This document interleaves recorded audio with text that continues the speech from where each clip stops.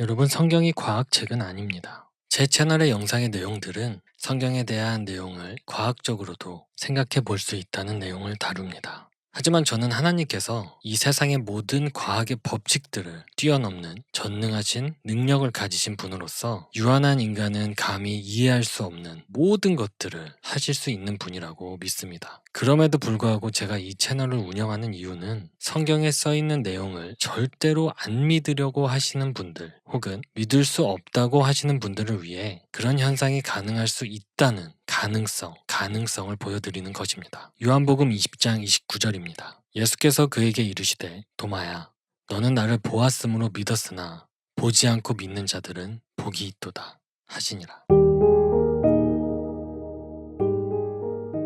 이번에 나눌 내용은 바로 객관적인 도덕적 증명입니다. 여러분, 만약 하나님께서 존재하지 않는다면 객관적인 도덕적 가치관은 존재할 수 없습니다. 여러분, 객관적인 도덕적 가치관이란 무엇일까요?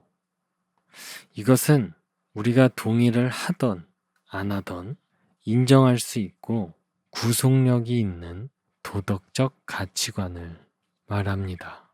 유신론자든 무신론자든 같은 입장을 갖고 있는 것은 만약 신이 없다면 인간의 도덕성은 객관성을 띠지 않는다라는 것입니다.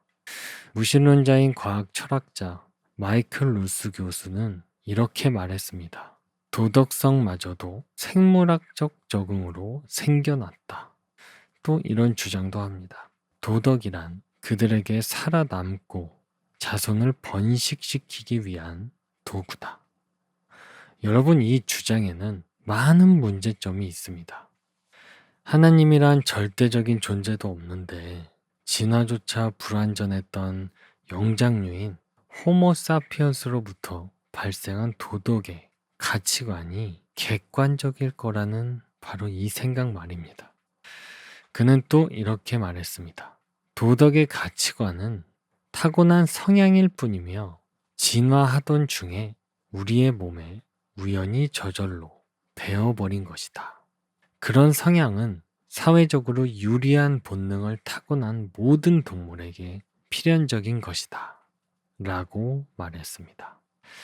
여러분, 그렇다면 무신론자의 관점에서 강간이라는 행위를 한번 생각해 봅시다. 그의 주장대로라면 강간 같은 행위는 그들이 주장하는 바처럼 자손을 번식시키는 그들이 주장하는 그 사회에서는 유리한 행위이기 때문에 그들은 강간이 도덕적으로 잘못되었다고 할 어떠한 근거도 가질 수 없게 되는 것입니다. 그렇죠? 다시 한번 말씀드리지만 그들의 주장대로 강간은 그들이 말하는 사회적 관점에서 유리한 본능으로 단순히 자손을 번식시키기 위한 행위에 불과하니까요. 그러므로 무신론자의 관점에서 보면 누군가를 강간하는 것은 잘못된 행동이 아닌 게 되는 것이죠. 왜냐하면 그들이 주장하는 사회에서는 자손을 번식시키는 것이 사회적으로 유리하다고 말하고 있으니까요. 하지만 문제는 객관적 도덕적 가치관은 분명히 존재하고 누군가를 강제적으로 해하는 것이 나쁘다는 것을 우리 모두 양심 깊은 곳을 통해 알 수 있다는 것입니다. 우리는 도덕적인 경험을 통해서 도덕적 선과 악의 영역을 이해할 수 있습니다.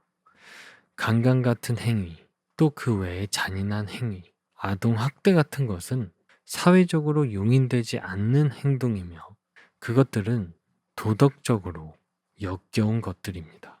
그리고 우리는 아무런 교육을 받지 않고 살아온 사람이라도 그런 행동들이 나쁜 행동이라는 것을 알 수 있습니다. 여기서 중요한 사실은 나쁘다는 것을 아는 것과 나쁜 짓을 하는 것과는 또 다릅니다. 만약 태어나서 아무런 도덕적 교육을 받지 않았다거나 학습을 하지 않은 사람이라 할지라도 자신이 나쁜 짓을 하면서 나 자신이 선한 행동을 하고 있다고 생각하는 사람은 없습니다. 바꿔 말해서 나쁜 행동을 하는 사람이 본인이 하는 행동이 나쁜 짓이라는 것을 알고 나쁜 짓을 한다는 것입니다. 아무 잘못 없는 누군가를 칼로 죽이면서 나는 지금 선한 행동을 하는 중이야 라고 생각하는 사람은 없다는 것입니다. 하지만 그와 반대로 사랑, 희생 같은 것은 선한 것입니다. 그렇다면 논리적으로 또한 필연적으로 하나님은 존재한다라는 생각으로 이어지게 됩니다. 여러분, 예를 들어서 제가 무신론자인 친구에게 너는 도덕적 기준을 어떻게 정해? 라고 물어보면 그 친구는 무신론자이기 때문에 충분히 이렇게 말할 수 있습니다. 내가 그 기준을 정하고 그 기준을 주관해. 즉, 나의 판단으로 도덕적 기준을 정해. 그럼 저는 이렇게 얘기할 겁니다. 그렇구나. 그럼 내가 네가 정한 그 방법으로 기준을 정하면 나는 지금 당장 너를 총으로 쏴 죽일 수 있어. 왜냐면 나는 너를 총으로 쏴 죽이는 것이 도덕적으로 문제가 없다고 기준을 정했거든. 여러분, 그들의 논리가 보이십니까? 우리 인간은 기본적인 도덕성을 태어날 때부터 탑재하고 태어납니다. 그리고 살아가는 동안 인간의 도덕 사용 설명서 같은 성경을 통해서 더 참된 도덕성을 배우고 깨닫고 그 중요함을 일깨우게 되는 것입니다. 여러분, 진화론으로 우연히 저절로 생겨난 생명체들에게 우연히 저절로 도덕성이나 윤리와 같은 것이 생겨났다는 주장은 저는 도저히 믿을 수가 없습니다. 여러분은 어떻게 생각하시나요? 이번 내용은 여기까지였습니다. 끝까지 들어주셔서 감사합니다. 여러분, 창조과학자들은 결코 증명을 하려는 것이 아닙니다.